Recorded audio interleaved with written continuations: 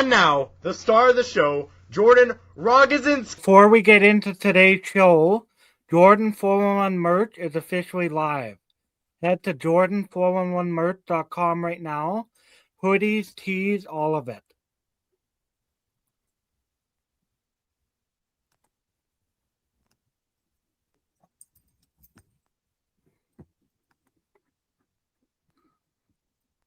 What the fuck?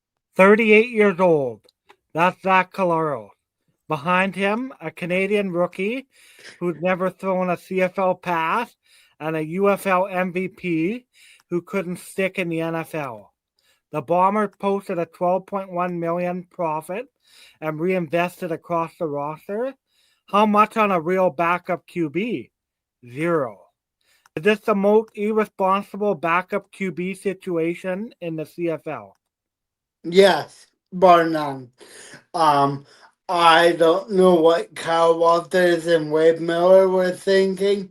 I think they're absolutely dumb for starting the year like this, considering Zach Collaros' injury history last year. I think they're absolutely stupid. Zach at 38, final year of his contract, which he restructured to free up cap space. Last season, he threw 17 touchdowns, but 16 interceptions. His worst year as a Bomber. Is Zach Collaros still a championship quarterback, or is this the beginning of the decline? I believe he can do it. He just can be a gunslinger, as past years. I believe it has to be more intermediate throws than deep throws. Well, it'll be interesting too. New offensive coordinator Tommy Condell, how he kind of structures the offense. I think we'll see a lot more like screens and shorter passes for sure. Because every move the Bombers made this offseason hinges on that answer. If he's still got MOP level football in him, these moves look brilliant. If he doesn't, they spent a fortune building a car without no engine. Now we'll get into Tommy Condell, third OC in 3 years for the Bombers. Condell and Collaros go back to Hamilton, 2014-15. Can they recapture the Hamilton magic they had in that year?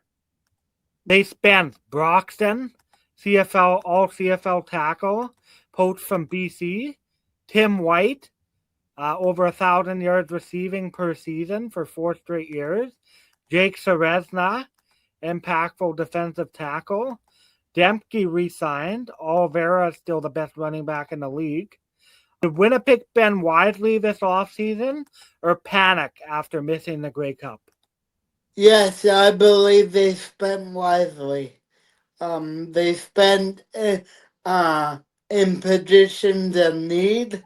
Like, we needed better receivers, and I believe Tim White, Tommy Neal, Nick Dempke will be better receiving core.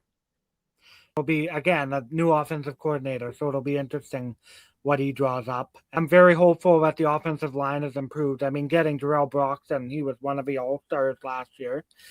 So it'll be interesting to see how he anchors the other side, opposite of Stanley Bryant. When you look at the O-line, Colin Kauke is out.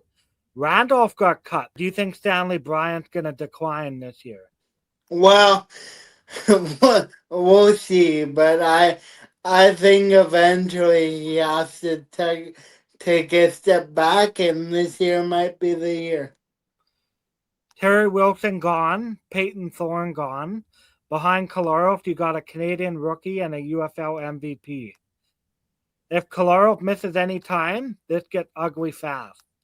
What's the bigger concern? Zach Collaros, how he does, or the backup quarterback situation? Backup quarterback. I don't really care how many Collaros throws. I believe that was on Hogan, because me and you didn't even know what he was running. Half the time we're like, what's this play? I think this division is wide open, though. I think it's anyone's game. BC has the edge.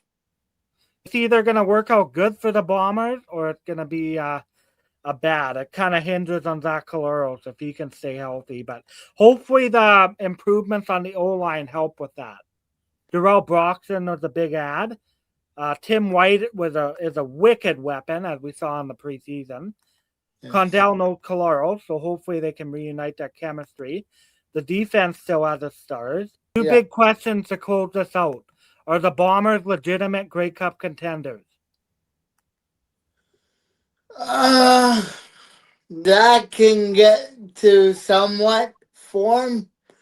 Like last year, as we say, I don't think he's able to throw the ball deep as often as he was in his younger days. But if he can get to some semblance of the past decade, I believe so.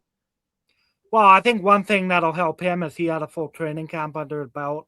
I think an improved offensive line might help. He has a couple more weapons. I think Tim White will be a wicked player for us. Is this core still a championship core, or is the window officially closed? The Bombers doubled down and spent money on key pieces, but everything depends on whether Zach Collaros can stay healthy. If he got it, this team can win the West. If he doesn't, it could be another horrible year. Forget the odds, forget the ranking. Right now, who's your pick to win the Grey Cup? I think Hamilton improved the most because they got Winton McManus. He's a beast. Kenny Lawler got a new contract. Their line wasn't bad last year. They lost Bell, but I think they can finally end the drought. I don't have Saskatchewan repeating, that's for sure. My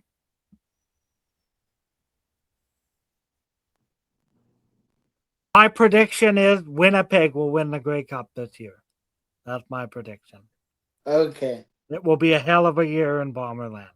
Maybe a bit biased, but I'm going to go with that. Drop your take in the comments. We read every comment. Let us know who your pick is to win the Grey Cup. Thank you, folks, for watching. Please like and subscribe. And remember, buy the merch, people. It's really good quality. We have hoodies. We have t-shirts. We have everyday t-shirts.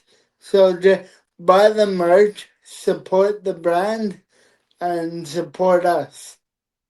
Yeah, no, we appreciate everyone who has bought the merch so far, and some exciting thing coming down the road. Bomber fans will be excited about this next design. We'll see you guys next time.